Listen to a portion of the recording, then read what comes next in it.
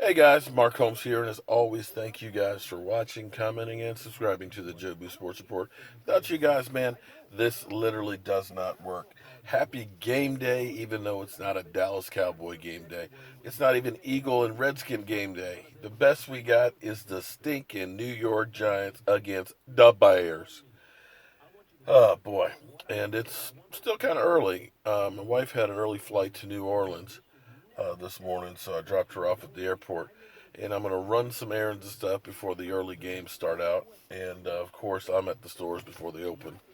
Restaurant Depots doesn't open up till actually 8 o'clock, so I'm sitting out here waiting. You see, we got other people that are waiting to get in as well. Need to pick up some cherries for my mom so she can make fruit cakes. Um, I tell you what, best fruit cakes in the world made by my mother. But anyway, I was sitting here waiting and listening and stuff, and we all know about Kareem Hunt and that situation. This whole thing, the more I hear, the more it really pisses me off. Um, but it's not actually a surprise that the NFL really. Here's what I told you guys, at least when I was looking at things, because there were a lot of incidents that happened this past offseason that we never really heard much about. There was the Jets linebacker, Wild Man, Crazy Man, or I don't know, maybe he was Meth Man. I don't know what he was. But he was blowing I think, 1.6 drunk driving and went the wrong way through the Lincoln Tunnel and hit another vehicle. I don't even know how the hell you can go the wrong way to Lincoln Tunnel with all the toll booths and everything else, and they're separated. You ever hear anything much about that?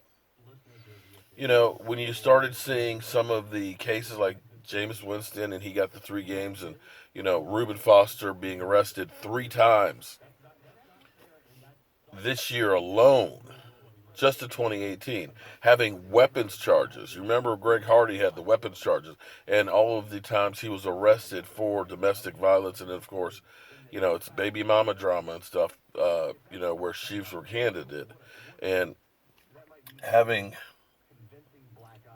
having dealt with helping somebody who was in that kind of situation where she was being abused by her husband, she realized that he's the one that's making the money and I have 3 kids that I got to take care of.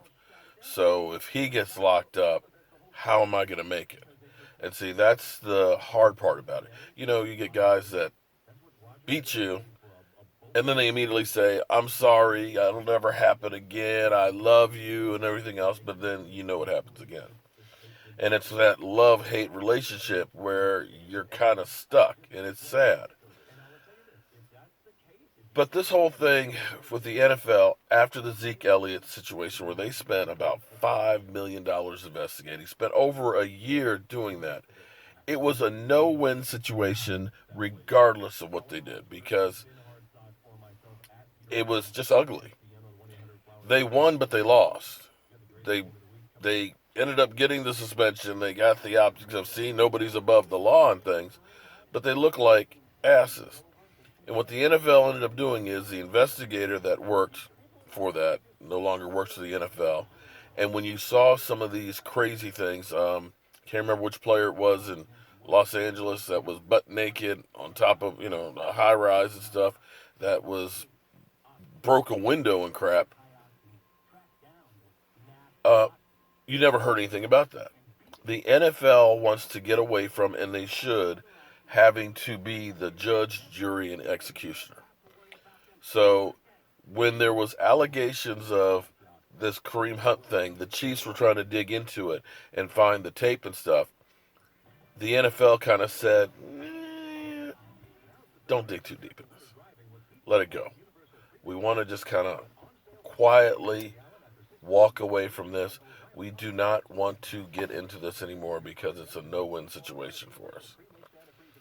And that's what I believe happened. Because the whole idea that they're trying to sell you is now that they couldn't get the tape. We tried, but, there was no tape and everything else. If you could spend $5 million investigating Zeke Elliott and come up with a 180-page report, You're telling me that you couldn't interview Kareem Hunt, you couldn't interview this person who had the allegations because you convicted Zeke Elliott off of the word of somebody that your own investigator said was not credible. So, I hate to say it, NFL, your story, the glove don't fit.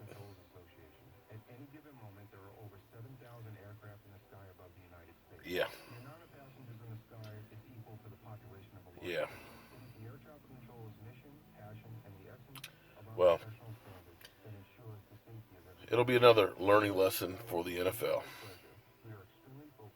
All right, guys, looks like the place is about to open. So let me get in here, get these cherries. I got some more stuff I got to do. I got to package up some more of those shirts and things, um, and get them back out.